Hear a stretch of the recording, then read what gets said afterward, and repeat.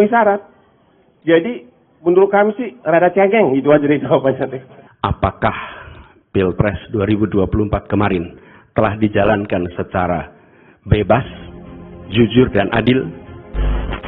Anggota tim pembela Prabowo Gibran yaitu Hotman Paris menyebut permohonan dari paslon 01 dan 03 disebut sebagai permohonan super cengeng.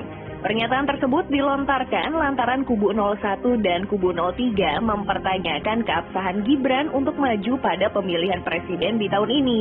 Pasalnya, seperti yang kita ketahui, jika Gibran sebenarnya memiliki kendala terkait umur, tapi saat ini anak dari presiden dengan 1 putaran saja. Makanya pihak 01 dan 03 bersama-sama melaporkan permasalahan tersebut ke KPU untuk ditindak lebih lanjut. Dari pelaporan tersebutlah yang membuat Hotman Paris menyebut permohonan 01 dan 03 super cengeng. Soalnya pada saat penentuan nomor paslon, kedua kubu itu sama sekali nggak mengkritik majunya Gibran pada Pilpres tahun ini. Bahkan di beberapa debat calon presiden dan wakil presiden yang diadakan oleh KPU, kedua paslon tersebut sama sekali tidak mengkritik majunya Gibran di Pilpres tahun ini. Tapi pada saat rekapitulasi suara yang dilakukan oleh KPU telah selesai, kubu 01 dan 03 baru mempermasalahkan pencalonan Gibran pada pemilu kali ini. Hal ini tentu membuat beberapa anggota tim pembela Prabowo Gibran termasuk Prof. Yusril Iza Mahendra tertawa melihat hal tersebut. Bisa dikatakan Prof. Yusril merupakan kuasa hukum dari tim Prabowo Gibran. Dirinya pernah menyebutkan kalau majunya Gibran pada kontestasi pemilu di tahun ini bukanlah pelanggaran aturan. Prof. Yusril berpendapat jika acuannya adalah aturan dari Mahkamah Konstitusi yang mengatakan batas minimal usia calon presiden dan wakil presiden adalah 40 tahun. Tapi jika pernah atau sedang menjabat kepala daerah, maka calon presiden dan wakil presiden dibolehkan untuk maju meskipun berada di bawah batas minimum umur yang ditetapkan. Dengan begitu, sah-sah saja jika Gibran maju ke pemilihan presiden tahun ini. Selain itu, Prof. Yusril menilai putusan MK tersebut berlaku final dan mengikat bahkan berlaku sejak diucapkan. Dengan begitu, aturan tersebut berlaku untuk pendaftaran bakal capres dan cawapres yang segera akan dibuka mulai 19 Oktober hingga 26 Oktober kemarin. Pernyataan ini tentu memberikan pengaruh yang cukup besar bagi masyarakat terkait pencalonan Gibran sebagai wakil presiden di tahun ini. Soalnya seperti yang kita ketahui, jika Prof. Yusril bukanlah orang sembarangan. Itu karena Prof. Yusril merupakan seorang advokat, akademisi di bidang hukum tata negara, politikus, dan salah seorang tokoh pemikir dan intelektual Indonesia. Selain itu, track recordnya dalam dunia hukum juga tidak diragukan. Terbukti Prof. Yusril pernah memenangkan 7 persidangan di Mahkamah Konstitusi. Salah satu kemenangannya pada saat dirinya menggugat undang-undang keimigrasian tentang jangka waktu cegah tangkal. Selain itu, dirinya pun pernah melakukan judicial review Undang-Undang Nomor 42 Tahun 2008 tentang pemilihan presiden dan wakil presiden yang diajukannya ke Mahkamah Konstitusi. Selain Prof. Yusril, Hotman Paris juga menjadi bagian kekuatan di sektor hukum dari paslon nomor urut 2. Sosok pengacara satu ini pun tidak kalah hebatnya dengan Prof. Yusril. Dirinya mulai memilih mendukung Prabowo Gibran pada saat kampanye Pilpres dimulai. Dukungan-dukungan inilah yang juga cukup berpengaruh pada masyarakat Indonesia. Selain itu, Hotman Paris juga pernah mengemukakan pendapatnya tentang politikus Indonesia yang selalu mengungkit-ungkit masalah etik. Memang harus diakui, isu etik selalu digaungkan ke paslon 02 pada saat masa-masa kampanye kemarin. Tapi menurut Hotman, harusnya politikus juga harus fokus terkait masalah etik yang dilakukan oleh salah satu cawapres yang masih menjadi menteri, tapi memilih jalur haluan politik berbeda. Apalagi menurutnya, menteri itu masih di dalam kabinet Jokowi, tapi menyebutkan kalau kabinet Jokowi itu gagal. Hal ini tentu memicu banyak perbincangan di tengah masyarakat. Memang harus diakui, pengacara kondang satu ini selalu menjadi sorotan media. Apalagi Hotman seringkali menangani kasus-kasus yang tidak biasa. Salah satu contohnya adalah pada saat dirinya dipercayakan sebagai kuasa hukum dari model dan aktris ternama yaitu Manohara Odelia Pinot. Dalam kasus tersebut, Hotman membela Manohara pada dugaan kekerasan dalam rumah tangga dengan Pangeran Kesultanan Kelantan Malaysia Tengku M. Fakhri di tahun 2009. Selain itu, dirinya pun pernah dipercayakan untuk menjadi bagian tim kuasa hukum Muhammad Nazarudin, mantan bendahara umum Partai Demokrat dalam perkara suap Wisma Atlet SEA Games.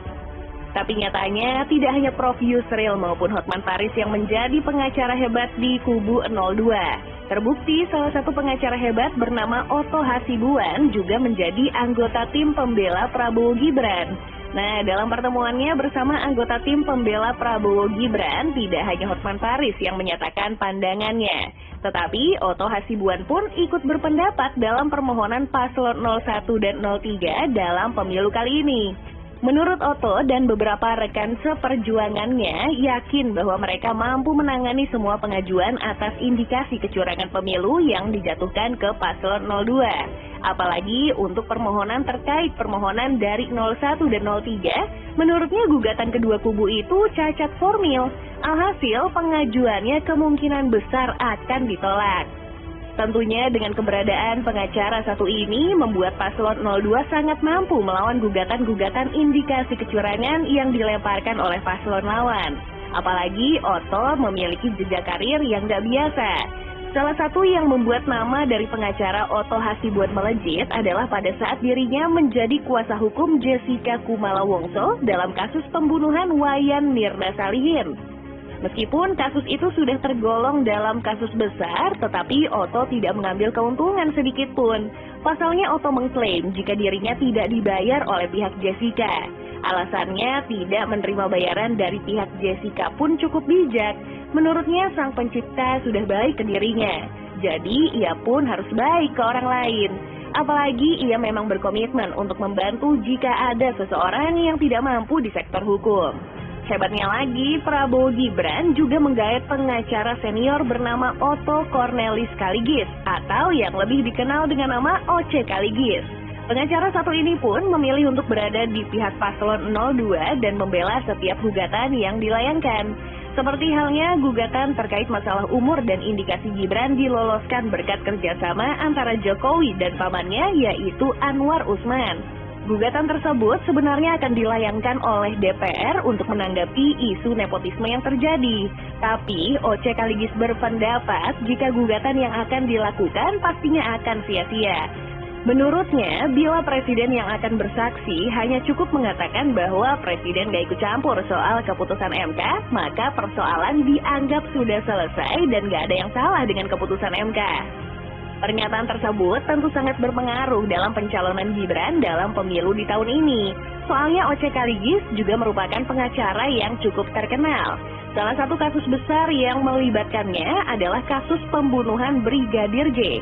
Dirinya dipercayakan untuk menjadi kuasa hukum dari anak buah Verdi Sambo, yaitu AKBP Ridwan Soplanit. Tapi kasus tersebut hanya segelintir dari sekian banyak kasus yang sudah ditangani oleh pengacara satu ini. Oce Kaligis sudah sering menangani berbagai kasus, mulai dari kelas teri sampai dengan kelas kakap, baik itu di dalam negeri maupun di kelas internasional. Masih ada satu nama lagi, yaitu Hinca Panjaitan yang juga termasuk dalam anggota tim pembela Prabowo Gibran. Meskipun Hinca tidak sehebat pengacara-pengacara sebelumnya, tapi dirinya pun cukup aktif dalam membela tuduhan-tuduhan yang dilayangkan ke Prabowo maupun Gibran. Terbukti pada saat Anwar Usman dinyatakan melanggar kode etik karena terlibat dalam penyusunan putusan MK terkait batas usia minimum Capres-Cawapres, Hinca mengatakan jika pendaftaran Prabowo Gibran sebagai pasangan Capres-Cawapres pada Pilpres 2024 di KPU RI nggak terganggu. Pembelaan yang dilontarkan sebenarnya sah-sah saja, soalnya dirinya merupakan komando Eko TKN Prabowo Gibran. Makanya mereka bersama timnya sudah memastikan bahwa proses pencalonan Prabowo dan Gibran berjalan dengan baik dan tidak terpengaruh apapun oleh putusan MK. Bisa dikatakan Hinca merupakan salah satu bagian dari anggota tim pembela Prabowo Gibran yang memiliki latar belakang politisi. Dirinya sebenarnya cukup sering berada di kursi parlemen dalam Partai Demokrat. Selain itu, Hinca pun seringkali menggait jabatan-jabatan strategis, mulai dari Wakil Ketua Umum PSSI hingga Ketua Umum PSSI. Bahkan ia pun pernah diamanahkan untuk menjabat sebagai Sekretaris Jenderal Partai Demokrat. Hal ini tentu membuktikan kalau Hinca bukanlah orang sembarangan. Pasalnya, dengan track record yang cukup gemilang, membuatnya dipercaya untuk menjadi komando Eko TKN Prabowo Gibran.